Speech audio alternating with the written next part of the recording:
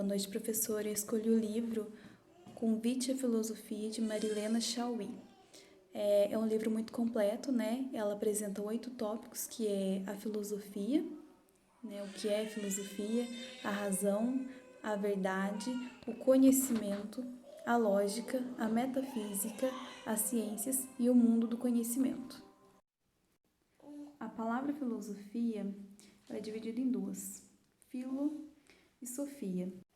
Filo significa amizade, amor fraterno, respeito entre os iguais.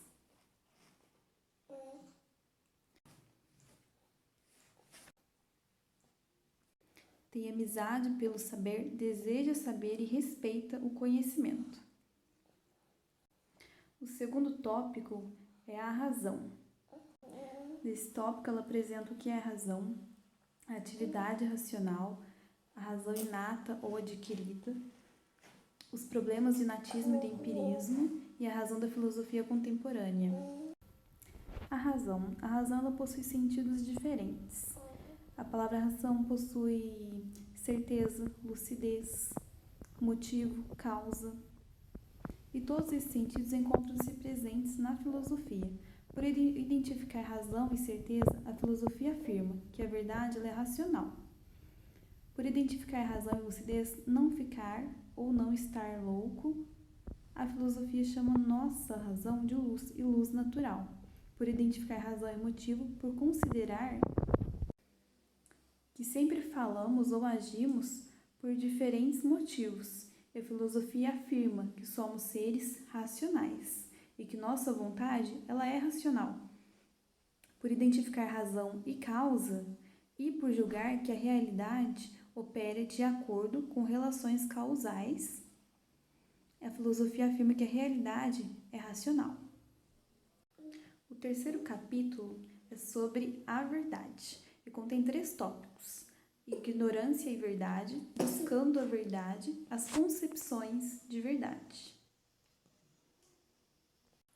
Não se aprende filosofia, mas a filosofar, já dizia Kant.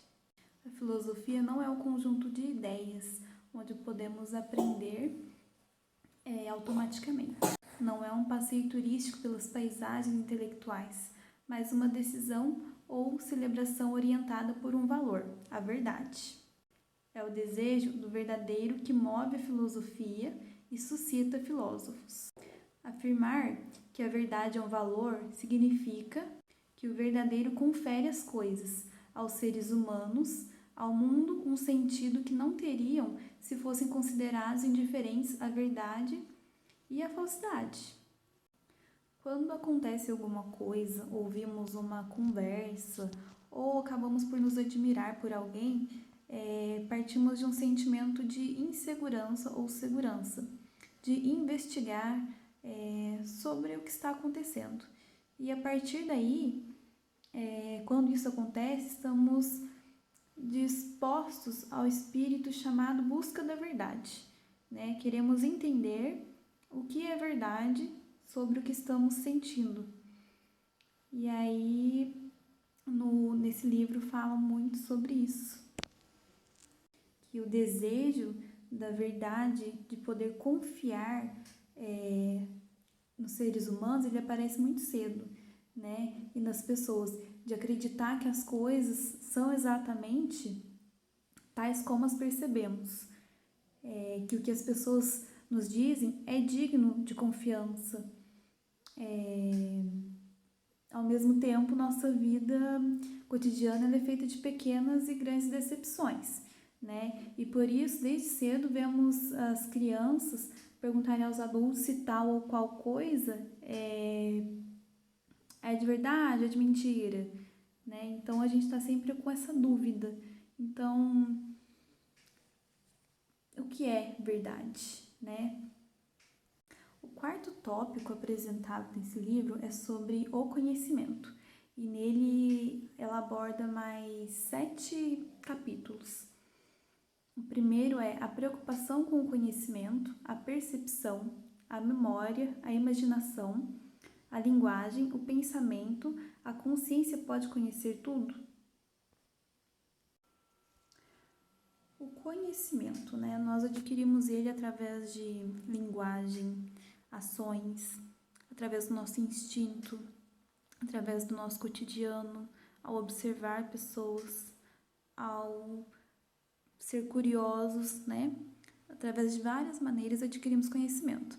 A inteligência, ela colhe, recolhe e reúne os dados oferecidos pela percepção, imaginação, memória, linguagem, formando redes de significações com as quais organizamos e ordenamos o nosso mundo e a nossa vida, recebendo e doando sentido a eles, né?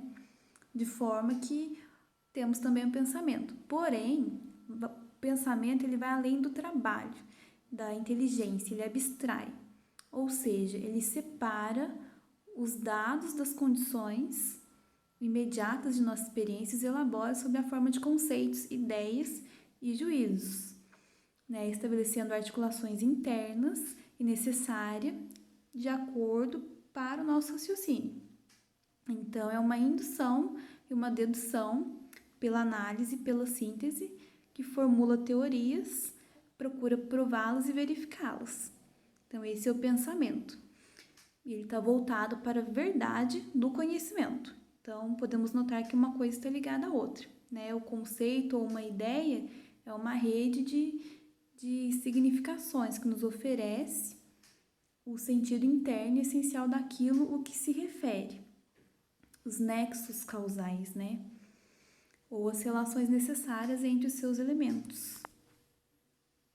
Por exemplo, às vezes a gente vê rosas, margaridas, né? São variados tipos de flores aí, mas nós identificamos como flor, né? Então, o pensamento, ele tem nexos de ligações expressos pelo pensamento. O pensamento, ele elabora teorias, ou seja, uma explicação ou interpretação intelectual de um conjunto de fenômenos e significações de objetos, de fatos, de situações, acontecimentos.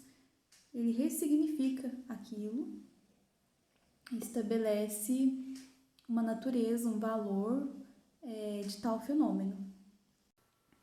O próximo capítulo do livro fala sobre a lógica, o nascimento da lógica, elementos da lógica, a lógica após Aristóteles e a lógica e dialética.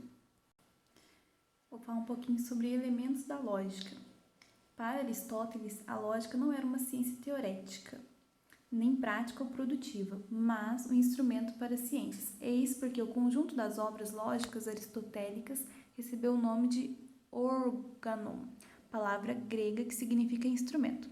A lógica, para ele, caracteriza-se como instrumental, formal, propedêutica, normativa, doutrina da prova, geral e temporal. Quando ele diz instrumental, é o instrumento do pensamento, né? Para pensar corretamente, verificar a correção do que está sendo pensado.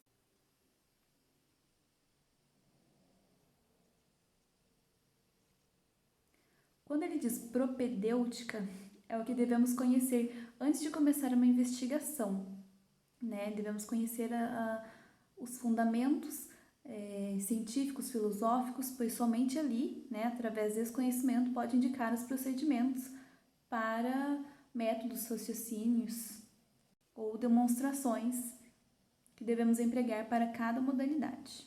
Tem a normativa, que fornece princípios, leis, regras e normas que todo pensamento deve seguir. Doutrina da prova é a que estabelece as condições e os fundamentos necessários de todas as demonstrações. Geral e temporal são as formas do pensamento, seus princípios e suas leis que não dependem do tempo e do lugar, nem das pessoas e das circunstâncias, mas são universais, necessárias e imutáveis como a própria razão. Para não estender muito o vídeo, porque é grande demais o livro, é muito completo e maravilhoso, eu vou falar um pouquinho sobre a unidade 8, que é sobre o mundo da prática, né? Ali ela tem 11 tópicos, eu vou citar cada um e vou falar um pouquinho sobre a filosofia moral. O primeiro é a cultura, depois a experiência do sagrado e a instituição da religião, o universo das artes, a existência ética, a filosofia moral, a liberdade, a vida política, as filosofias políticas 1 e 2, a política contra a aversão, contra a servidão voluntária e a questão democrática, né? Que é muito bom a gente ter esse conteúdo e utilizar ele hoje em dia, aplicar hoje em dia esse conhecimento.